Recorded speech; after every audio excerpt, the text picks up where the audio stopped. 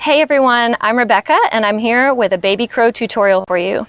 So baby crow is easier in some ways than regular crow, but in other ways it's more challenging. So it's easier because you have less distance to fall when you fall out because you're on your forearms. But it does take more core and more compression, so that can be pretty challenging to find that shape. So we're gonna do a couple of drills and I have some tips for you that might help you access your baby crow. So let's start on our back to bring the balance element out, and we're just going to work on the core compression element. So find a comfortable mat or place to work and come onto your back. Now we're first going to make sure that we don't have any space under the low back, so round until your low back is flat on the mat.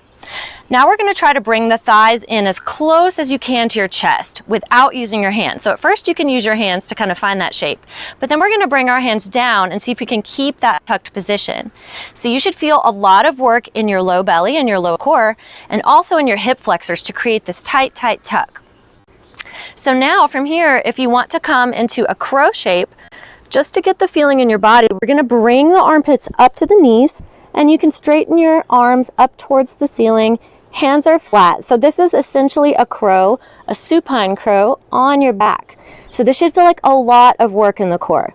So let's relax, reset. And now we're going to try that, but in a baby crow shape. So you're still going to bring your armpits up to your knees, but now we're going to hinge at the elbows. And this is your baby crow shape. And this should feel a lot more core. And we're just going to hold, activating the core, finding that shape, breathing, and release. Okay, so that's kind of a good way to train your body for that baby crow shape. It's a lot of work, but that takes the balance element out and the strength element out, and we're just working with the core. Okay, so now we're going to talk about the upper body portion. So for a lot of us, finding the strength to hold our bodies on our arms is the challenge. So in order to build strength in that position, we're gonna come to a dolphin pose, which is like a down dog on your forearms. So we're gonna work some some dolphin push-ups rather. So go ahead and make sure that your elbows are stacked under your shoulders. And you can either have your forearms parallel and hands parallel, or you can bring the hands together.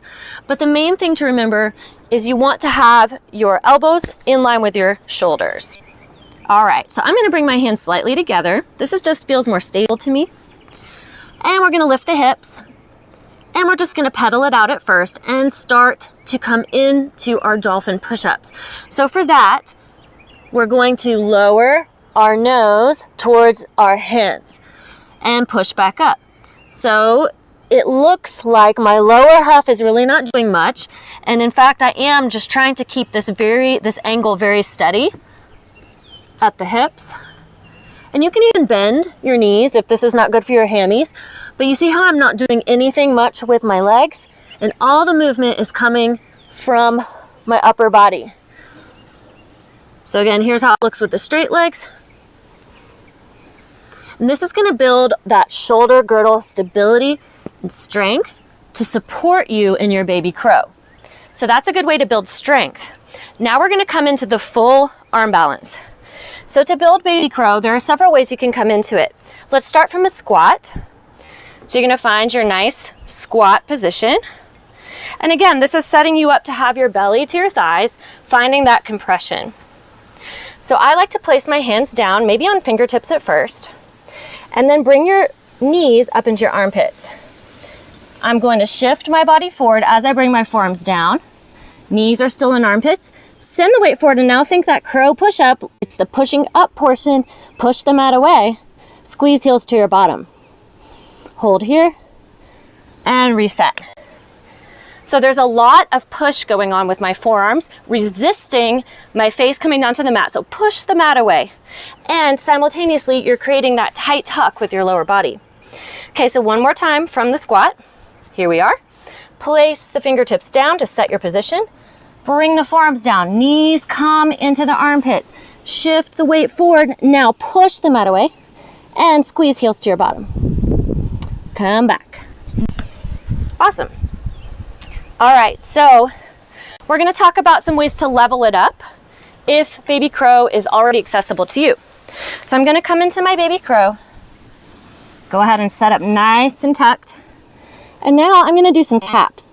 So 1 foot at a time, I'm just gonna tap the top of my foot to the mat, all the while pushing the mat away, keeping my core super active.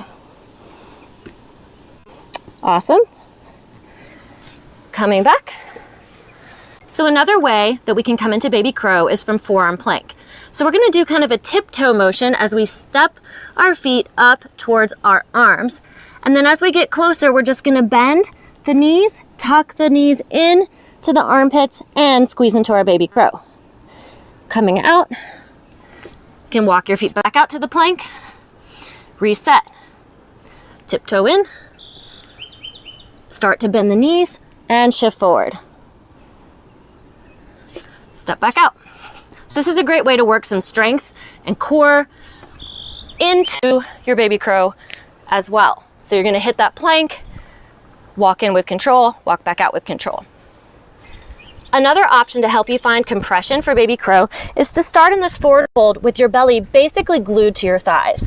So we're gonna bring the hands in front of us. Again, I like to start on fingertips, setting your distance, and then we're gonna come down to the forearms as we tuck those knees in, and the weight just wants to come forward. So we're shifting forward. I'll show that again. So we're in this nice deep fold. Our armpits are already kind of near our knees. Set up. Start to come in and shift your weight forward. So sometimes starting with your hips already high, as in this standing fold, is going to make a big difference too. So for an advanced way to come into baby crow, we're going to try a float or a hop. Now, if you have pincha in your practice, this should be something that you can work pretty safely. If you don't yet, maybe wait on this or use a spotter or the wall. So we're gonna come into dolphin. This is if you already have a comfortable baby crow and maybe even a pincha practice. But this is gonna be a hop or float. So go ahead and make sure that your arms feel really nice and set up and stable. And maybe even let the hands come towards each other. That's gonna give you more ability to push the mat away on your landing. So there's gonna be a lot of resistance in this landing. So we're gonna come into this dolphin, bring your gaze towards your hands, set up, come onto tiptoes. And we're gonna take a little spring and a hop and see if we can find some air time before we land baby crow. Here we go. Toes, spring, hop, and float. So this is a lot of resistance through my arms as I'm hopping forward, and that's gonna slow me down. So the more that you press, the slower that float is gonna be. So this is something you can work, and it's okay if you don't make it your first time, your second time, your third time, anytime. You can just keep working on it. So even if you just work on this little hop, tuck, and come into Malasana, and then your baby crow. So you don't have to land all the way in it to work it. Here we go. Toes, hop, bring it in, rock in. So that's a really good one too. Okay, so that's baby crow. There are so many things we could talk about with this one, but I think we hit most of the major elements. We talked about finding that deep core compression and that tight tuck shape in supine drills, so that takes the balance element out. We talked about building strength with your forearm dolphin push-ups, and we even leveled it up by talking about floating into your baby crow. So hopefully one of these tips helped you find access to your baby crow, or maybe just a new spin on your practice. Let me know in the comments, and I will see you next time.